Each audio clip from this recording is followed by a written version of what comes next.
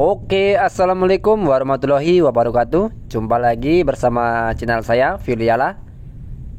Seperti biasa, sebelum ke pembahasannya, saya selalu mengingatkan ya untuk rekan-rekan pembudidaya tanam kelapa sawit dimanapun berada ya. Jadi kunci sukses untuk tanam sawit ini adalah satu, pemilihan bibit yang benar dan terjamin keasliannya ya. Jadi pastikan jika Bapak membeli bibit kelapa sawit, usahakan dapat bibit asli ya. Dan untuk yang kedua ini tidak kalah penting juga ya. Jadi perawatan yang berkelanjutan. Jadi kita mempunyai skema perawatan dalam berkebun kelapa sawit ya. Jadi mudah-mudahan apa yang kita harapkan ingin sukses dari sawit, jika kita mempunyai skema perawatan, pemupukan dan lain-lain, mudah-mudahan kunci sukses akan kita dapat ya. Dan untuk yang ketiga ini juga tidak kalah penting ya. Jadi untuk yang ketiga ini, kita sebagai petani kelapa sawit tidak pernah bosan untuk belajar ilmu baru dari manapun ya. Jadi untuk rekan-rekan pembudidaya tanam kelapa sawit, kunci sukses ada ketiga poin tadi ya. Jadi yang pertama, pemilihan bibit yang benar atau yang terjamin keasliannya. Dan yang kedua, selalu mempunyai skema perawatan untuk yang berkelanjutan ya. Jadi sembari kita jalan-jalan ya, nanti kalau saya diam di tempat, dikiranya saya memilih pokok yang unggul saja ya. Jadi sembari kita jalan-jalan, kita sharing. Dan untuk perkebunan yang saya shoot ini adalah perkebunan milik KUD atau Koperasi Unit Desa. Di sini adalah hak milik rakyat sipil ya, atau dulu transmigrasi era tahun 90-an. Jadi dulu transmigrasi ini di era 90-an dinamakan dengan transfer ya, di era Bapak Soeharto, dan sekarang masih berkelanjutan dan dikelola oleh KUD, Koperasi Unit Desa. Jadi untuk perkebunan ini adalah milik sah, milik pribadi ya, namun bedanya dikelola oleh KUD, Koperasi Unit Desa. Jadi untuk rekan-rekan mohon dimengerti ya, apa itu Koperasi Unit Desa. Jadi saya sebutkan garis besarnya aja ya. Jadi KUD ini dinaungi oleh pemerintah, bukan dari PT atau perusahaan. Jadi rekan-rekan di rumah jangan sampai gagal paham ya, apa itu KUD. KUD ini mutlak ya dinaungi oleh pemerintah, bukan dari perusahaan. Jadi jika ada yang menyebutkan KUD ini dinaungi oleh perusahaan, salah besar ya. Jadi yang benar adalah dinaungi oleh pemerintah. Dan kami sebagai pemilik hanya menerima gaji ya tiap bulannya. Jadi semua kita pasrahkan ke KUD dari pemasukan maupun pengeluaran. Namun tetap saja memang ada kas tertentu ya untuk pendapatan yang kami dapat dari perkebunan kita yang pasrahkan ke KUD. Jadi ada nota di akhir bulan, tepatnya di mana kami menerima gaji. Jadi di situ sudah tertera jelas ya untuk pengeluaran dan pemasukan, dan potongan untuk kita katakan untuk kas KUD-nya ya, untuk operasinya. Jadi di sini sebenarnya banyak sekali ya nilai plusnya jika kita serahkan Koperasi Unit Desa.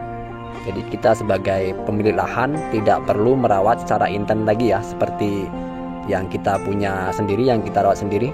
Bedanya hanya di situ ya. Untuk pendapatan dan pengeluaran sama saja.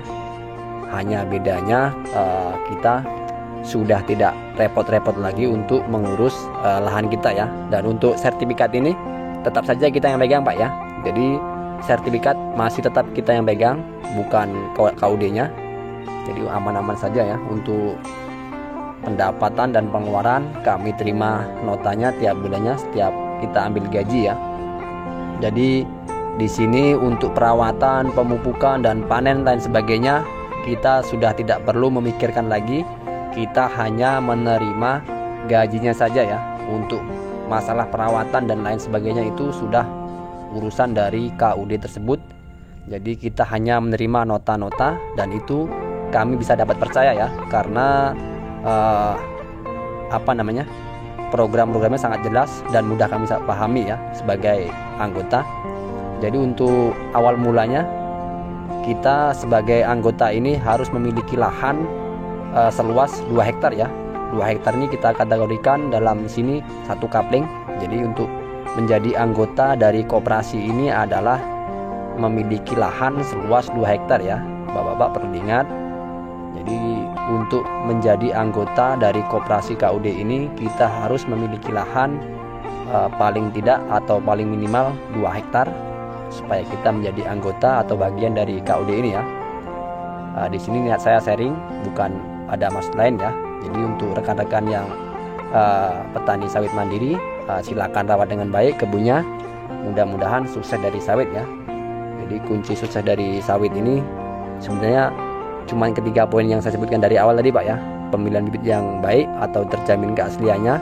Kemudian kita mempunyai skema perawatan yang berkepanjangan, dan untuk yang ketiga kita tidak pernah bosan belajar ilmu baru tentang kelapa sawit ini ya.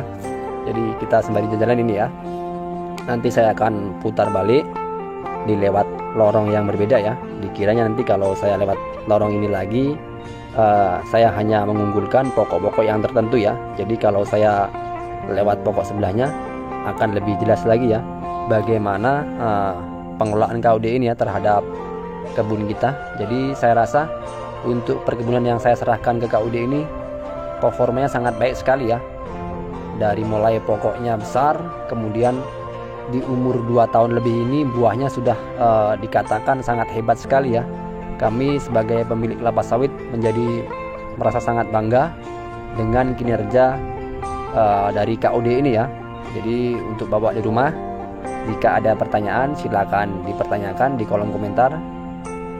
Jika ada waktu saya sempatkan balas ya. Jadi mari kita sama-sama belajar tentang tanam kelapa sawit ini. Jadi tidak ada bedanya Pak ya. Kita sama-sama tetap pembudidaya tanam kelapa sawit, walaupun sawit saya ini sudah saya pasrahkan ke KUD ya. Di sini saya mengambil simpennya saja ya. Jadi biasanya kita sebagai pemilik kelapa sawit mandiri ini apa Pak ya? Untuk perawatan dan lain-lain kita kurang memperhatikan ya. Tapi jika kita pasrahkan ke KUD, saya pikir lebih baik lagi ya. Untuk perawatan, pemupukan lebih teratur. Jadi skemanya sangat baik sekali. Oke, kita akan lewat jalur yang berbeda ya, atau lorong yang berbeda.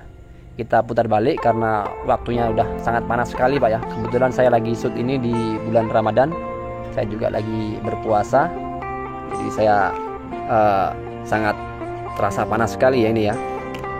Jadi dari video yang saya sharing ini mudah-mudahan ada ilmu atau wawasan yang bermanfaat bagi para rekan-rekan petani kelapa sawit ya. Jadi jangan pernah bosan untuk belajar ilmu baru. Kemudian rawatlah kebun kelapa sawit kita sebaik mungkin ya. Jadi kita harus selalu mempunyai skema dalam perawatan maupun pemupukan ya. Jadi pemupukan yang baik ini untuk perkebunan kita lakukan 1 tahun 3 kali. Kemudian kita jangan lupa untuk perawatan gulma dan lain sebagainya ya, untuk kesuburan kelapa sawit kita. Jadi seperti Bapak lihat ya, di perkebunan ini hampir semua pokok kelapa sawitnya berbuah dengan baik dan pokok sawitnya sangat besar-besar ya. Ini tandanya sawit kita sangat subur sekali. Jadi jika ingin ditiru silakan ya Pak ya. Jadi kunci suksesnya ada di perawatan dan pemupukannya ya. Dan yang paling penting adalah pemilihan bibit yang tepat, yaitu terjamin keasliannya. Mudah-mudahan kita sebagai petani mandiri walaupun tidak bergabung dalam KUD ataupun lainnya akan tetap bisa berhasil ya, tanpa ikut KUD ataupun yang lain tadi ya. Jadi kunci suksesnya ada dalam 3 poin tadi. Bapak-bapak perlu ingat ya, agar benar-benar kita sukses ya dari kelapa sawit ini. Oke, mungkin tidak banyak lagi yang bisa saya sampaikan untuk video kali ini. Ini adalah perkebunan KUD, Koperasi Milik Desa, perkebunan kami yang kami pasrahkan KUD, dan untuk performa dan perawatannya sangat baik sekali. Di sini tahap demi tahap kami bersabar ya untuk terima gaji.